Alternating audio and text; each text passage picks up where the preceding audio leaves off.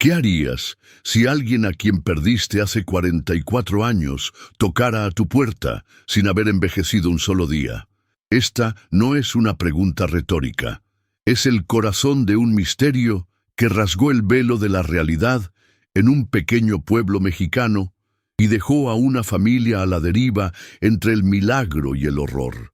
Esta es la historia de Luz Jiménez, una niña que desapareció en 1972 durante la celebración más sagrada de su gente, el Día de Muertos, y resurgió en 2016, una anomalía viva que desafiaba todas las leyes de la naturaleza. Su regreso no trajo las respuestas que su familia anhelaba. En vez de eso, abrió un abismo de nuevas preguntas, revelando que algunas desapariciones son apenas el comienzo de una historia mucho más sombría y aterradora, una historia sobre pactos antiguos y el precio que se paga cuando uno de ellos se rompe. Para entender la profundidad de este abismo, necesitamos volver a 1972. Imagina un pueblito en Oaxaca, bañado por un sol generoso, donde las paredes de adobe, pintadas en tonos terrosos, parecen guardar el calor y las historias de generaciones. El aire es una sinfonía de aromas. El olor dulce y floral de los cempasúchiles, esas flores de un naranja intenso que, según la creencia, guían a las almas de los muertos de vuelta a casa. El perfume sagrado de la resina de copal quemándose en los umbrales para purificar el ambiente, y el aroma reconfortante del maíz y del chocolate de agua que flotaba desde las cocinas. La vida allí estaba tejida con los hilos de la tradición, de la fe y de una conexión casi palpable con la tierra y con los ancestros. Era un mundo donde lo mágico y lo mundano danzaban juntos, especialmente en aquellos días de noviembre. En este escenario vibrante vivía Luz Jiménez, una niña de 10 años cuya energía parecía inagotable. Sus ojos, oscuros como obsidiana pulida, desbordaban una curiosidad insaciable, y sus 2 trenzas gruesas y negras se balanceaban como péndulos mientras corría descalza por las calles de tierra. La risa de Luz era una melodía contagiosa, un sonido que se mezclaba con el canto de los gallos y el murmullo de la plaza central. En aquel entonces, su vida era un ciclo simple y feliz. Despertaba con el abrazo de su mamá, Elena. Pasaba las tardes inventando aventuras con sus amigos y se dormía escuchando las historias que su papá, Javier, le contaba sobre las estrellas. Ella era la luz de la familia, una promesa de futuro, una pequeña alma vibrante en el corazón de una comunidad que la amaba y la cuidaba.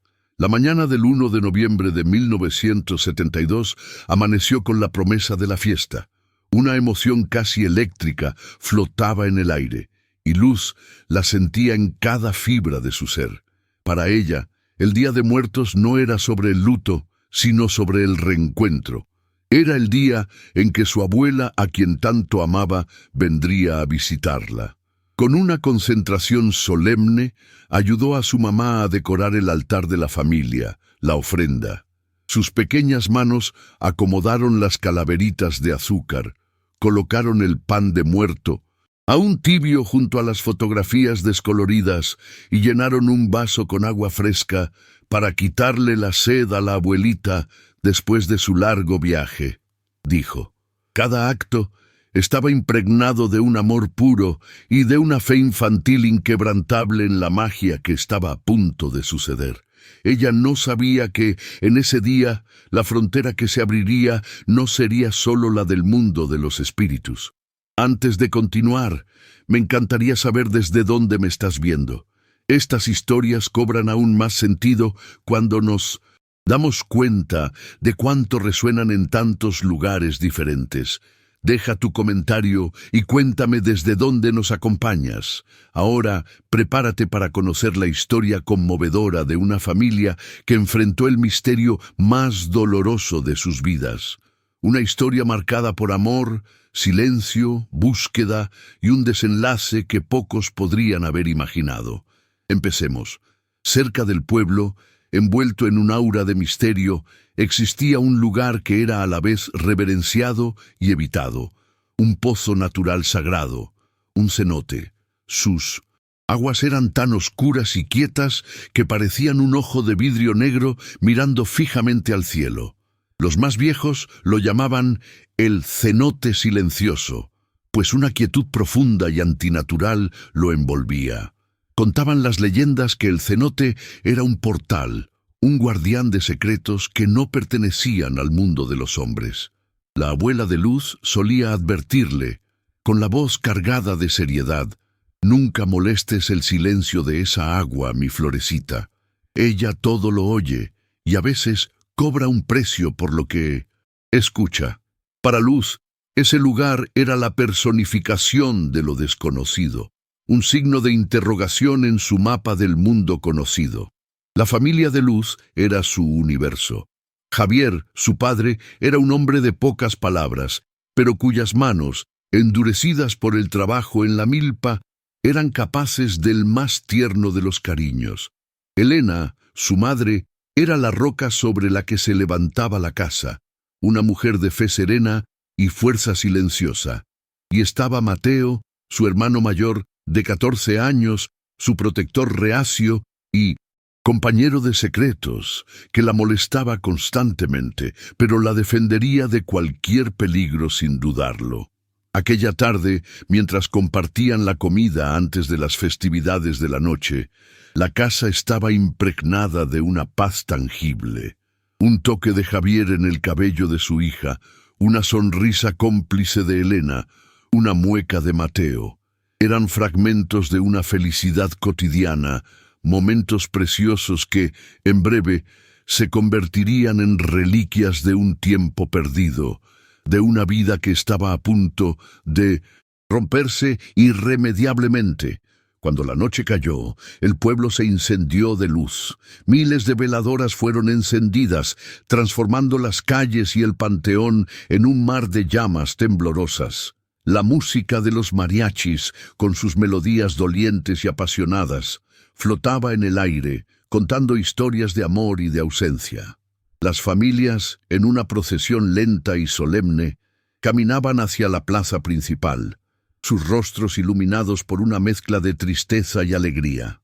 Luz, con un vestido amarillo, el canario y una flor de cempasúchil adornando su cabello, se sentía flotando. Sus ojos, abiertos de par en par por el asombro, reflejaban cada vela, cada color, cada movimiento. Para ella, aquello era la más pura magia, un sueño vivo donde los vivos y los muertos bailaban juntos bajo el mismo cielo estrellado. En medio de la celebración, un detalle minúsculo, una nota disonante, rompió la armonía por un instante. Mientras Luz observaba, hipnotizada, a los danzantes con los rostros pintados de calaveras, sintió un escalofrío recorrerle la espalda, la incómoda certeza de que unos ojos desconocidos la observaban. Instintivamente se giró, buscando en la penumbra entre los puestos y los árboles. Por un brevísimo segundo, su mirada se cruzó con la de una figura inmóvil, un hombre parado a lo lejos, cuyo rostro estaba cubierto por las sombras, pero cuya presencia parecía emanar una gravedad extraña, una intención fría. La sensación fue tan rápida como un parpadeo. Enseguida una amiga la jaló para jugar, y la extrañeza se disolvió en la alegría del momento. Sería solo un recuerdo tardío, una pieza de rompecabezas encontrada años después en el suelo de una memoria devastada. La última imagen nítida que Elena tendría de su hija quedaría grabada a fuego en su alma para siempre. Luz estaba allí, a pocos metros, en el centro de un círculo de niños que reían y giraban cerca del kiosco de la plaza. Su vestido amarillo era una mancha de sol en la noche, sus trenzas volaban con el movimiento y su risa era el sonido más puro y feliz del mundo. Elena sonrió, un calor de dicha extendiéndose por su pecho. Fue solo un momento, un instante en que se volteó para cruzar una palabra con una vecina, un segundo de normalidad en una noche mágica, un segundo que se estiraría por una eternidad de arrepentimiento. Aquella fue la última fotografía de su vida como la conocía. Su hija, a salvo, feliz, bañada en la luz cálida de los faroles. Entonces, un ciclo de canciones terminó. En el silencio momentáneo que siguió, Elena se giró, el nombre de su hija en los labios. «Luz, mi vida, vámonos». La voz salió llena de ternura materna. No hubo respuesta. El círculo de niños se había deshecho, cada uno corriendo hacia sus familias. El espacio donde Luz estaba segundos antes ahora era un vacío. Elena llamó de nuevo, la voz un poco más alta, un filo de preocupación comenzando a afilar sus palabras. Luz. Esta vez, el silencio que la recibió fue diferente. Era un silencio denso, un vacío que parecía absorber el sonido a su alrededor. El corazón de Elena dio un tropiezo doloroso. El pánico, frío y rápido como una serpiente, comenzó a subir por su garganta. Sus ojos barrieron la multitud, pero el punto de luz amarilla, su hija, simplemente se había desvanecido. Por un largo y terrible momento, el cuerpo de Elena se negó a obedecer. Sus pies parecían clavados al suelo de tierra, mientras su corazón martillaba contra las costillas como un pájaro enjaulado tratando desesperadamente de escapar. El sonido de la multitud, que segundos antes era una melodía de alegría, se transformó en un ruido blanco y amenazante, un zumbido que ahogaba sus propios pensamientos. Estaba aquí mismo. La frase se repetía en su mente, un mantra inútil contra la marea creciente de pánico. Sus ojos disparaban de un lado a otro, buscando la mancha amarilla del vestido de Luz, pero todo lo que veían era un borrón de colores y rostros desconocidos. Cada niño que pasaba corriendo era un golpe en su pecho, un destello de esperanza que se deshacía en agonía. El aire se enrareció, difícil de respirar. Fue cuando un grito, desgarrado y primal, finalmente escapó de su garganta, un sonido que no contenía palabras, solo la esencia pura del miedo de una madre. «¡Javier!», logró gritar, y el nombre de su esposo fue el ancla que la sacó del borde de la parálisis, la única palabra que importaba en aquel universo que comenzaba a desmoronarse. El grito de Elena cortó el aire y encontró a 1200 Javier al otro lado de la plaza. Él se volteó al instante, su sonrisa festiva congelándose al ver el terror estampado en el rostro de su esposa. No necesitó explicaciones. La mirada de ella lo decía todo. En un instante, el padre que sostenía un jarrito de barro con ponche desapareció, y en su lugar surgió un hombre movido por una urgencia primal. Cruzó la multitud, su cuerpo abriéndose paso con una determinación feroz que la gente sentía y a la que le cedía el paso. Al llegar junto a Elena, la sujetó de los brazos, no solo para consolarla, sino para afianzarse a sí mismo. «¿Dónde?», fue la única palabra que pronunció, y entonces su voz, normalmente tranquila y baja, sonó como un trueno por la plaza. «¡Luz! ¿Dónde está Luz?». Se giró hacia los músicos en el kiosco, con un gesto brusco de la mano. «¡Paren la música! ¡Paren todo!». La melodía de la guitarra vaciló y murió, seguida por el silencio vacilante de la trompeta.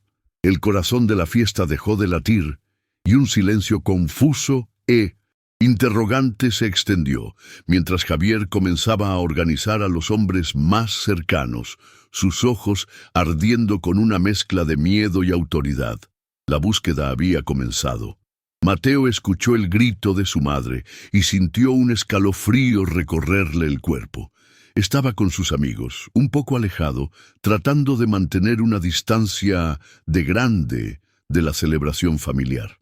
Al principio, sintió una punzada de irritación. Luz seguro solo se estaba escondiendo, haciendo una de sus bromas para llamar la atención, Pero entonces vio el rostro de su padre y escuchó la música detenerse, y la irritación se disolvió en un miedo frío y pegajoso. Un peso se instaló en su estómago: la culpa.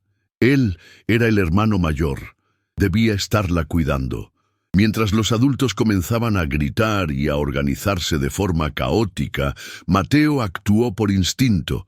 No corrió hacia la plaza, sino hacia los callejones oscuros que la rodeaban. Él conocía los escondites de luz mejor que nadie. Corrió detrás de la panadería, donde el olor a pan enfriándose en el aire nocturno era casi sofocante. «Luz, esto no es gracioso», susurró con urgencia. Revisó el espacio apretado detrás de los puestos del mercado, donde solían fingir que tenían una tiendita secreta. Pero solo encontró cajas vacías y basura. Con cada escondite vacío, la esperanza infantil de que fuera solo un juego se erosionaba, siendo reemplazada por la certeza aterradora de que algo estaba muy, muy mal. La noticia de la desaparición de Luz se extendió por el pueblo con la velocidad de una llama en pasto seco.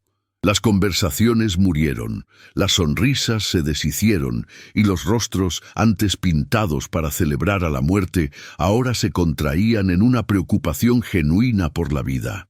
En un acto de solidaridad espontánea y poderosa, la celebración se transformó. Las veladoras que iluminaban los altares y las tumbas fueron recogidas. Los faroles de papel fueron retirados de sus postes. En pocos minutos, la procesión solemne se reconfiguró en cientos de pequeños puntos de luz que se movían por la noche, ya no en un camino predeterminado por la tradición, sino en un patrón caótico y desesperado. Eran ahora antorchas de búsqueda. Las mujeres se unieron a Elena, formando un círculo de apoyo silencioso a su alrededor, mientras los hombres y los muchachos seguían las órdenes de Javier, dividiéndose en grupos para peinar cada calle, cada patio, cada sombra.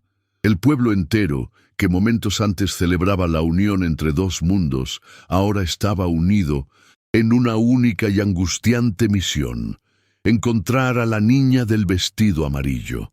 Las horas siguientes se fundieron en un borrón de pesadilla. La noche, antes mágica, se convirtió en una enemiga, llena de sombras engañosas y ecos que parecían la risa de Luz. Para Elena, cada minuto era una tortura. Sentada en una banca de piedra en la plaza, incapaz de moverse, era un faro de dolor. Cada vez que un grupo de búsqueda pasaba, su corazón saltaba. Cada vez que una niña con cabello oscuro aparecía a lo lejos, contenía la respiración, el cuerpo entero tenso de esperanza, solo para sentir el alma aplastada de nuevo cuando la figura se acercaba y revelaba un rostro que no era el de su hija. La repetición de este ciclo de esperanza y desesperación era una forma de tortura psicológica que la dejaba exhausta y vacía. Las voces gritando «¡Luz! ¡Luz!» resonaban en sus oídos. El nombre de su hija transformado en un lamento que la noche parecía tragarse sin devolver jamás una respuesta. Se abrazaba a sí misma, meciéndose hacia adelante y hacia atrás, un barco sin timón en una tormenta de dolor. Javier guió a un grupo hasta el lugar exacto donde Luz fue vista por última vez, cerca del kiosco. Trajeron lámparas de gas que siseaban y lanzaban una luz blanca y dura sobre la escena, despojándola de toda su magia anterior. El suelo estaba pisoteado por cientos de pies, una confusión de huellas que no contaba historia alguna. Se arrodillaron, hombres de manos gruesas y rostros preocupados, buscando cualquier cosa que pudiera pertenecerle. Un listón amarillo de su vestido, la flor de cempasúchil que llevaba en el cabello, una sola huella de su pequeño pie descalzo que se destacara de las demás. No había nada, absolutamente nada. Era una ausencia de evidencia tan completa que parecía deliberada, antinatural. No había señal de arrastre, ninguna marca de lucha, ningún objeto caído. Era como si la tierra o el aire simplemente se la hubiera tragado, sin dejar un solo rastro de su paso. Esa ausencia de pistas era, en cierto modo, más aterradora que encontrar una señal de violencia. Era un vacío inexplicable. En un momento de calma, en la búsqueda frenética, mientras Javier se pasaba las manos por el cabello en un gesto de pura frustración, Elena se le acercó, el rostro pálido bajo la luz de la lámpara. «Javier», dijo, con la voz temblorosa y baja, «hoy en la tarde me dijo que sintió que alguien la estaba mirando. Un hombre, parado cerca de los árboles». Javier la miró, la mente demasiado abrumada para procesar la información. «Elena, mi vida, los niños dicen cosas, la plaza estaba llena, todo el mundo miraba a todo el mundo». Intentó ser racional, alejar ese pensamiento, pues era una complicación que no podía enfrentar en ese momento. Pero Elena insistió, agarrándole el brazo con una fuerza que él no sabía que ella poseía. «No, Javier», sintió miedo. Se lo vi en los ojos, solo por un segundo. Fue una mirada distinta. La semilla de aquel recuerdo, antes tan insignificante, fue plantada en la mente de Javier. La idea de que aquello no había sido un accidente, sino un acto intencional, un robo, comenzó a brotar, añadiendo una capa de furia e impotencia a su dolor abrumador. Mientras los grupos de búsqueda se reagrupaban en la plaza, sin noticias, un anciano llamado Hernán, cuyos ojos habían visto casi un siglo de vida y muerte en el pueblo, se acercó a Javier. Carraspeó, la voz ronca por el tiempo y el humo del tabaco. «Javier», comenzó, con renuencia, «hemos buscado en todos los lugares de los hombres, pero no hemos buscado en los lugares de los antiguos». Hubo un silencio inmediato. Todos sabían a qué se refería. Hernán no necesitó decir el nombre. El cenote silencioso. La sugerencia flotó en el aire, pesada y fría. Un escalofrío colectivo recorrió a la multitud. Era un tabú, un lugar que no se molestaba, especialmente en una noche como esa. Javier se giró hacia el viejo, el rostro una máscara de furia y negación. «No, ella no iría para allá. Le daba miedo, se lo tenía prohibido». Su grito era más para sí mismo que para Hernán. Era la voz de un padre intentando desesperadamente mantener la lógica y la razón en un mundo que había perdido todo el sentido, negándose a permitir que el terror del folclore invadiera su ya insoportable tragedia. La búsqueda continuó, ahora con una nueva y sombría reticencia, pero el resultado fue el mismo. La noche se agotó, y los primeros rayos de sol comenzaron a pintar el cielo oriental, con tonos de rosa y naranja pálido. La luz del amanecer, normalmente un símbolo de esperanza y renovación, pareció cruel y burlona. Iluminó un escenario de devastación emocional. Las guirnaldas de flores de cempasúchil, ahora marchitas, parecían coronas fúnebres. Las calaveritas de azúcar en los altares parecían reírse de su desgracia. Los rostros de los habitantes estaban grises de agotamiento, los hombros caídos en derrota. La energía frenética de la noche se había disipado, dejando atrás un cansancio profundo y una tristeza que parecía haberse infiltrado en el polvo mismo de las calles. El nuevo día había llegado, pero para la familia Jiménez y para todo el pueblo era el primer día de un mundo permanentemente más oscuro, el primero de incontables días sin luz. Finalmente, cuando el sol ya estaba alto, la búsqueda se suspendió. Ya no había dónde más mirar. Javier guió a su familia de vuelta a casa, un cortejo fúnebre de 3 personas. Entraron en la pequeña sala y el silencio que los recibió fue ensordecedor. El altar para los muertos, montado con tanto amor por Luz el día anterior, ahora era una acusación. Elena caminó mecánicamente hasta el cuarto de su hija. La cama estaba perfectamente tendida. Un pequeño vestido estaba doblado sobre una silla, esperando ser usado. Tomó una muñequita de trapo que estaba sobre la almohada y la apretó contra su pecho, finalmente derrumbándose en un llanto silencioso y convulsivo. Javier se quedó parado en la puerta, el cuerpo rígido, el rostro un lienzo en blanco, donde el dolor había borrado todas las demás expresiones. Mateo se recargó en la pared del pasillo, el rostro escondido entre las manos. En esa casa ya no había palabras. Solo existía el peso aplastante de la ausencia, un vacío con la forma exacta de una niña de 10 años. La historia de la desaparición había comenzado, y sus primeros capítulos se escribieron con silencio y dolor. Los días que siguieron fueron peores que la noche de la búsqueda.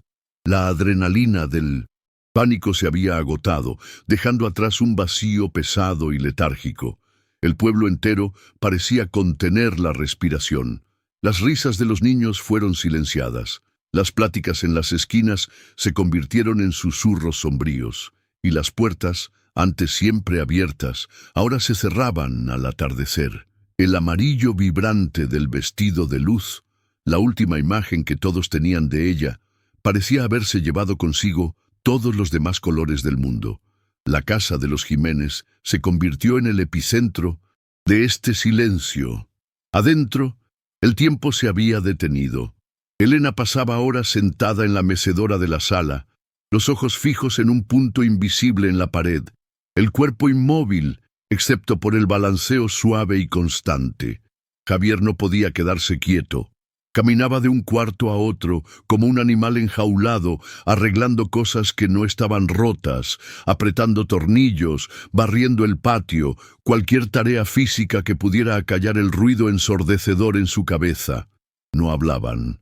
El dolor era tan inmenso que las palabras parecían pequeñas e inútiles, incapaces de construir un puente sobre el abismo que se había abierto entre ellos.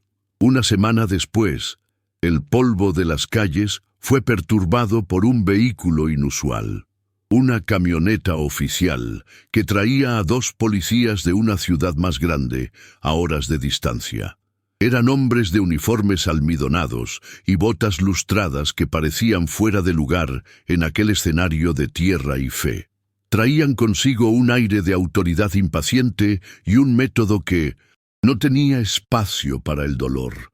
Para ellos, la desaparición de Luz Jiménez era un archivo, un problema a resolver con lógica y procedimientos. Desenrollaron mapas en la mesa de la cocina de los Jiménez, la misma mesa donde Luz tomaba su chocolate caliente todas las mañanas. Hicieron preguntas directas, con una formalidad fría que hería más que la compasión silenciosa de los vecinos. Querían hechos, horarios, listas de nombres. Cada pregunta era una palada de tierra fría arrojada sobre la herida abierta de la familia, un recordatorio de que, para el mundo de afuera, su tragedia era solo un caso más que investigar, un papel más que llenar y archivar. El interrogatorio fue una forma de tortura lenta. Sentados en su propia mesa, Javier y Elena se sintieron como criminales. Fueron forzados a diseccionar cada minuto de aquel último día, a rebobinar sus memorias y a examinarlas bajo la luz fría del escepticismo. Cuando Elena, con la voz entrecortada, mencionó el miedo de Luz y la sensación de ser observada por un hombre en las sombras, uno de los policías intercambió una mirada rápida y casi imperceptible con su compañero. «Señora Jiménez», dijo él, con una paciencia forzada, en una fiesta con cientos de personas, es natural que las miradas se crucen. La mente, en momentos de estrés, puede jugar trucos, crear patrones donde no los hay. La validación de su miedo fue negada, su intuición de madre, descartada como histeria. Javier, al oír aquello, apretó los puños bajo la mesa. Sintió una oleada de rabia impotente. No estaban allí para escuchar, estaban allí para cerrar un informe. En ese momento se dio cuenta de que estaban solos. La ley y la lógica no alcanzaban la profundidad de aquel misterio. Mientras sus padres lidiaban con la invasión oficial, Mateo libraba su propia guerra silenciosa.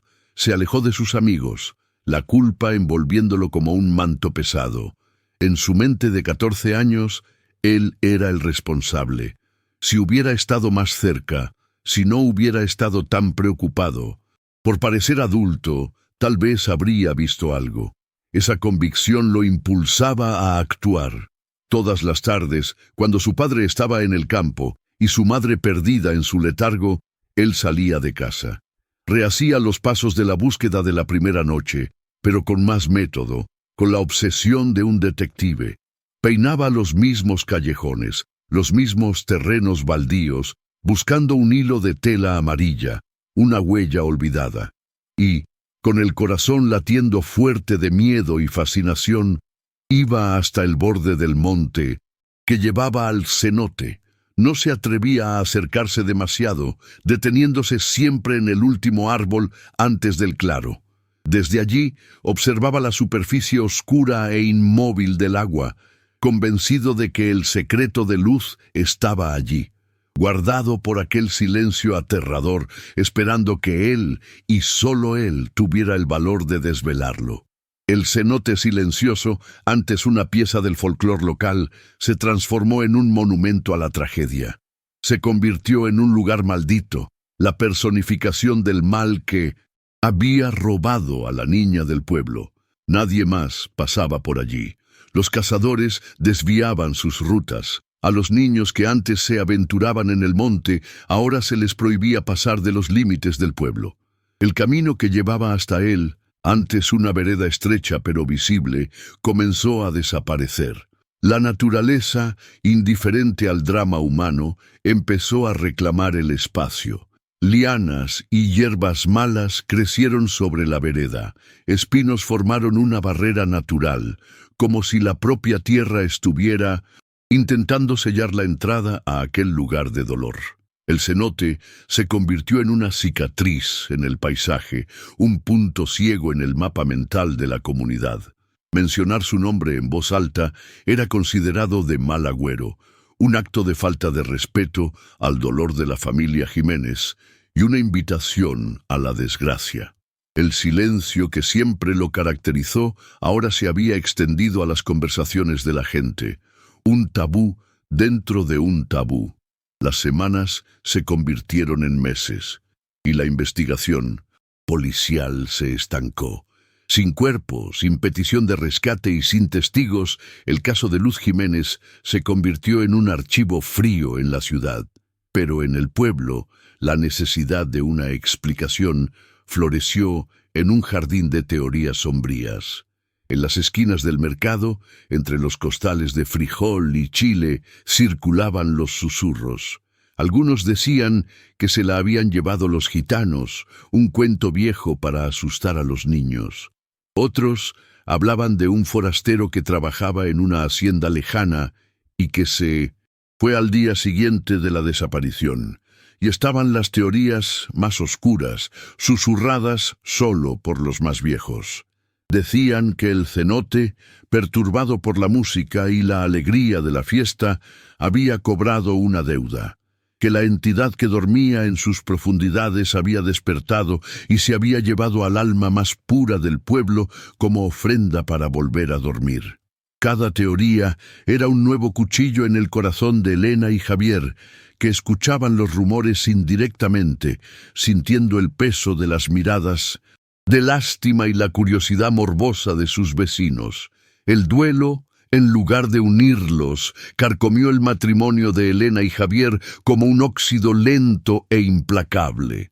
Vivían bajo el mismo techo, pero en mundos diferentes, cada uno atrapado en su propia forma de sufrimiento. Elena se aferró a la fe con una devoción desesperada.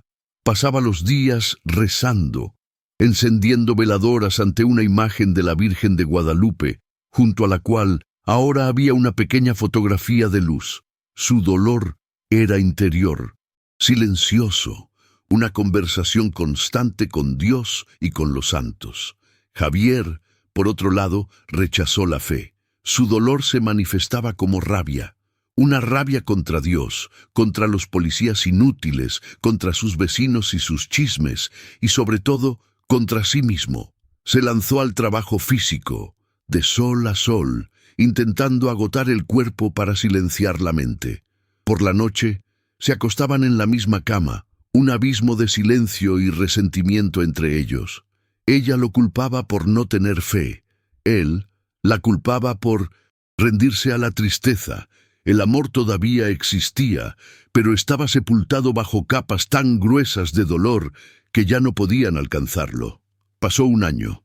El ciclo de la vida, cruelmente indiferente, trajo de vuelta el mes de noviembre y el Día de Muertos. Ese año no hubo fiesta en la plaza. La celebración fue contenida, respetuosa, cada familia en su propia casa. Una sombra se cernía sobre el pueblo. En la casa de los Jiménez, el ritual fue un acto de pura agonía. Elena, con manos temblorosas, montó la ofrenda, puso las flores de cempasúchil, el pan, el vaso de agua, y entonces tomó el pequeño marco de madera que Javier había hecho. Dentro, la foto de Luz, sonriendo, con sus trenzas y sus ojos brillantes. Elena colocó el retrato en el altar, al lado de la foto de su propia madre. Fue la aceptación final, el reconocimiento oficial, dentro de su tradición más sagrada, de que su hija ahora pertenecía al mundo de los que se han ido.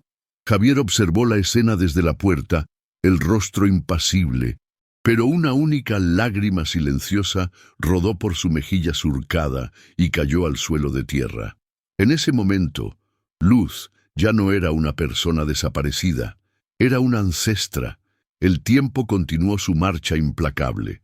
Un año se convirtió en 5, 5 se convirtieron en 10. El dolor agudo de la desaparición de Luz se asentó, transformándose en una condición crónica, un dolor fantasma que latía constantemente bajo la superficie de la vida cotidiana. Javier envejeció visiblemente. Sus hombros se encorvaron bajo un peso invisible y su cabello se volvió casi completamente blanco. Elena desarrolló una mirada permanentemente lejana, como si siempre estuviera mirando a través de la gente, hacia un lugar que solo ella podía ver. Mateo se convirtió en un hombre serio y callado, se casó y tuvo hijos, pero nunca perdió la sombra de responsabilidad en sus ojos. La esperanza, que al principio era una llama feroz que los mantenía despiertos por la noche, disminuyó hasta convertirse en una brasa casi extinta. A veces, un rumor o un sueño la avivaba por un breve momento, pero pronto la dura realidad la apagaba de nuevo. Aprendieron a vivir con el vacío, a rodearlo en sus rutinas diarias, pero siempre estaba allí, el centro de gravedad invisible alrededor del cual orbitaban sus vidas. Dentro de un arcón de madera oscura en el fondo de su ropero, Elena guardaba su reliquia más sagrada y dolorosa. Era el vestido amarillo. Con el paso de los años, lo sacaba en ocasiones especiales, en el cumpleaños de 1900, Luz, en el Día de Muertos. La tela, antes vibrante, comenzaba a desvanecerse, y el olor de su hija, que ella juraba aún sentir en los primeros años, se había disipado hacía mucho tiempo, reemplazado por el olor a naftalina y a tiempo guardado.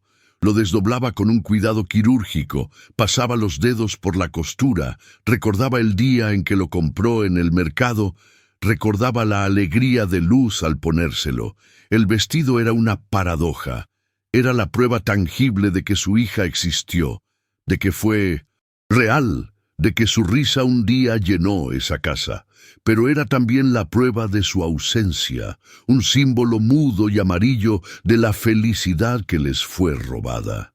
Apretar esa tela contra el pecho era un acto de amor y de automutilación, la única manera que encontró para mantener viva a su niña, aunque fuera solo dentro de la geografía de su propio dolor. 44 años. Es tiempo suficiente para que un mundo entero nazca y muera.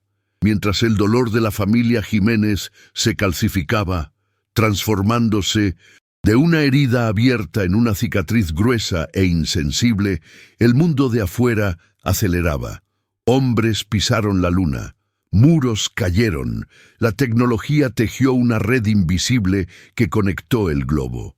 En el pequeño pueblo de Oaxaca, los cambios fueron más lentos, pero igualmente inexorables. Las calles de tierra fueron cubiertas por adoquines, antenas de televisión brotaron en los techos y los jóvenes comenzaron a irse a las ciudades en busca de un futuro que la tierra ya no podía prometer. La historia de Luz Jiménez se convirtió en folclore, una leyenda contada para asustar a los niños y para recordar a los mayores la fragilidad de la vida. Javier y Elena envejecieron, sus cuerpos encorvados por el tiempo y el trabajo, el luto ahora una parte silenciosa de su rutina. Mateo vio a sus propios hijos crecer y tener hijos. La esperanza de encontrar a Luz había muerto hacía mucho tiempo, reemplazada por un ritual silencioso de memoria, una veladora encendida cada 1 de noviembre. Su ausencia era ahora un hecho geológico, una capa de roca en sus almas. En una mañana fría y húmeda de octubre de 2016, la Ciudad de México despertaba bajo un cielo gris de contaminación. El sonido de la metrópoli era una cacofonía de bocinazos lejanos, el silbato agudo de los agentes de tránsito y el ruido metálico y constante de una gran obra. Allí, en la colonia Roma, esqueletos de nuevos edificios arañaban el cielo, símbolos de un progreso implacable que sepultaba el pasado cada día. El aire olía a diésel, a concreto mojado y al café recalentado que los trabajadores compraban a vendedores ambulantes. No había nada de la dulzura del cempasúchil o del aroma sagrado del copal. Era un mundo de ángulos rectos, de asfalto y de prisa. Un ecosistema de millones de extraños viviendo juntos en una indiferencia funcional. Fue en este escenario, tan lejano en el tiempo y el espacio del pueblo de Oaxaca, que el pasado irrumpió en la superficie de la realidad con la fuerza de un terremoto silencioso. Ricardo, un maestro de obras de 50 y tantos años, llegó al trabajo antes de que el sol saliera por completo. Mientras tomaba su café en un vaso de unicel, sus ojos, acostumbrados a inspeccionar vigas de acero y cimientos, se posaron en una figura acurrucada cerca de la entrada de la obra. Al principio pensó que era uno de los muchos jóvenes sin techo de la ciudad. Era una muchacha, descalza, a pesar del frío del suelo. Su ropa era extraña, jirones de una tela que un día quizás fue amarilla. Ahora harapienta y sucia de una forma que no parecía causada por la vida en la calle, sino por el paso de décadas. Abrazaba sus rodillas, el cabello oscuro y enmarañado cayéndole sobre el rostro. Había una quietud en ella, un aura de desubicación tan profunda que Ricardo sintió un escalofrío. No parecía pertenecer a ese lugar, a esa calle, a ese siglo. Con cautela, Ricardo se acercó. «Oye, muchacha, ¿estás bien? ¿Necesitas ayuda?» La joven levantó la cabeza bruscamente, y lo que vio lo hizo detenerse. Sus ojos, oscuros e inmensos, no contenían el vacío o la hostilidad que esperaba. Contenían un terror puro y primordial, el miedo de un animal acorralado en un mundo que no comprendía. Parecía tener como mucho 20 años. El rostro con la piel lisa de la juventud, pero sus ojos parecían cargar el peso de una eternidad de oscuridad. No respondió, solo se encogió aún más, un sonido bajo y asustado escapando de su garganta. ¿No hablaba español? ¿Estaba bajo el efecto de alguna droga? Desconocida. Ricardo, un hombre acostumbrado a lidiar con problemas prácticos, no supo qué hacer. Había una vulnerabilidad en ella que trascendía la lástima. Era un misterio vivo, depositado allí en la banqueta fría de su rutina. Sacó su celular y con un suspiro llamó a una ambulancia. En el caos de un hospital público de la Ciudad de México, ella se convirtió oficialmente en un fantasma. sin documentos, sin huellas digitales en el sistema, sin ningún rastro de una existencia previa. Fue catalogada como NN, nomen nescio, nombre desconocido. El equipo médico supuso un caso de amnesia disociativa severa, probablemente inducida por un trauma extremo. Intentaron hablar con ella en español, en inglés. Le mostraron fotos de lugares famosos con la esperanza de activar algún recuerdo, pero ella permanecía en un estado de silencio casi catatónico, sus ojos siguiendo los movimientos a su alrededor con una vigilancia aterrorizada, como si esperara un ataque en cualquier momento. Sus exámenes físicos eran desconcertantes. A pesar de su apariencia de 20 años, sus análisis de sangre mostraban anomalías sutiles, marcadores que los médicos no podían interpretar. Estaba sana, pero era como si su biología operara bajo reglas ligeramente diferentes. La mayor anomalía, sin embargo, fue descubierta por una joven médica residente durante un examen más detallado. Escondida bajo la tela raída de la blusa de la paciente, en su esternón había una cicatriz. Pero no era una cicatriz común de cirugía o accidente. Era una marca perfectamente simétrica, con la forma de una cruz de 4 lados iguales, que evocaba la iconografía maya prehispánica. El tejido de la cicatriz era antiguo, blancuzco y profundo, como si hubiera sido marcado en la piel décadas atrás. Sin embargo, la piel a su alrededor era joven, elástica y sin manchas. Era una imposibilidad médica e histórica, una marca antigua en un cuerpo joven. La médica llamó a sus superiores, quienes examinaron la cicatriz con una mezcla de fascinación e incredulidad. Aquella marca no era una herida, era un símbolo. Era la firma de algo que la ciencia en su hospital no podía explicar. Durante varios días, la joven permaneció en su silencio, un enigma vivo en una cama de hospital. Los médicos consideraban tratamientos psiquiátricos más agresivos, pero en la 4ª noche, algo cambió. Una enfermera entró al cuarto para revisar sus signos vitales y la encontró debatiéndose en la cama, los ojos desorbitados por un terror que no era de este mundo. No estaba viendo el cuarto del hospital, su mente estaba claramente en otro lugar, en un lugar oscuro y acuático, a juzgar por sus movimientos de ahogamiento. Y entonces, por primera vez, emitió un sonido. No fue un murmullo, sino un grito, una palabra arrancada de sus entrañas con una fuerza aterradora, una palabra que resonó por el pasillo silencioso del hospital. Itzmin. El nombre sonó ajeno, antiguo, y después de gritarlo, se desmayó, hundiéndose de nuevo en su silencio, dejando al equipo médico con su primera y única pista, una palabra que no figuraba en ningún diccionario moderno. La historia era demasiado buena para permanecer contenida dentro de las paredes del hospital. Un empleado, a cambio de algo de dinero, filtró los detalles a un blog de noticias de misterio.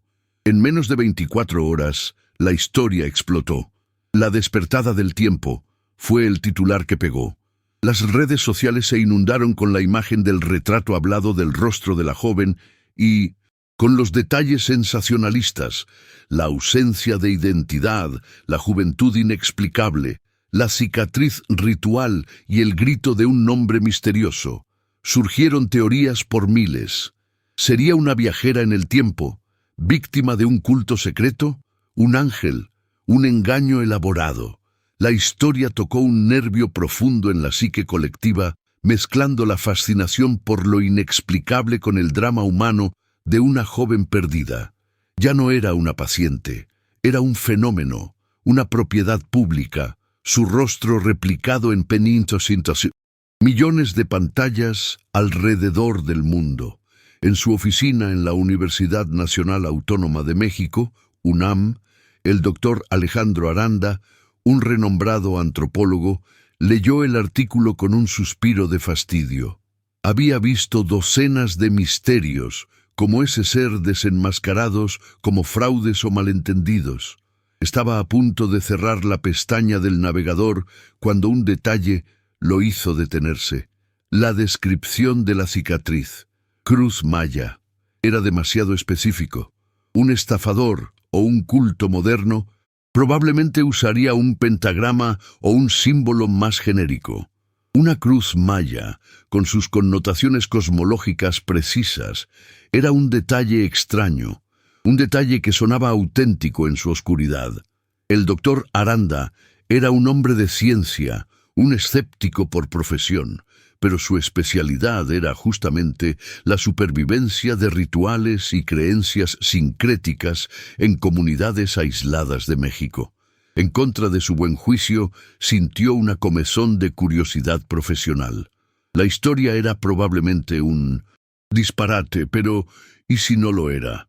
A miles de kilómetros de allí, en el pequeño pueblo de Oaxaca que el tiempo casi olvidó, el nieto de Mateo, un joven llamado Daniel, estaba navegando en Internet en su smartphone. Se topó con uno de los muchos artículos sobre la despertada del tiempo. Leyó por curiosidad, pero al ver el retrato hablado del rostro de la mujer, sintió un escalofrío inexplicable. Había algo en la forma de los ojos, en la línea de la mandíbula, que le resultaba familiar de una manera que no podía identificar. Era como ver el rostro de un pariente lejano en una fotografía antigua. Intrigado, le llevó el celular a su padre, Mateo, que dormitaba en su mecedora en el porche, el cuerpo frágil y encorvado por sus casi 60 años. «Papá, mira esto. ¡Qué historia tan rara!», dijo Daniel. Mateo abrió los ojos cansados y miró la pequeña pantalla. Vio el rostro en el dibujo, y entonces algo dentro de él, un músculo de la memoria atrofiado por 44 años de silencio y dolor, tembló. Se inclinó hacia adelante, los ojos fijos en la imagen, y el mundo a su alrededor pareció desvanecerse. En ese rostro de una extraña de 20 años, vio el fantasma inconfundible de su hermana de 10. Ahora que has acompañado este viaje marcado por el misterio y la esperanza, recuerda, el amor nunca desaparece. Permanece incluso en el silencio, incluso en la espera. ¿Has vivido algo parecido? ¿O conoces a alguien que haya pasado por una desaparición misteriosa? Comparte tu historia en los comentarios. Construyamos juntos este espacio de memoria y empatía. Si esta historia tocó tu corazón, suscríbete al canal y activa las notificaciones. Aquí, cada historia se cuenta con respeto y emoción, como debe ser. Haz clic en el video de al lado para conocer otro relato impresionante de desaparición. Una historia que, al igual que esta, te conmoverá profundamente. Fue un honor compartir esta historia contigo. Que nunca falte sensibilidad para escuchar y valentía para recordar. Hasta el próximo video.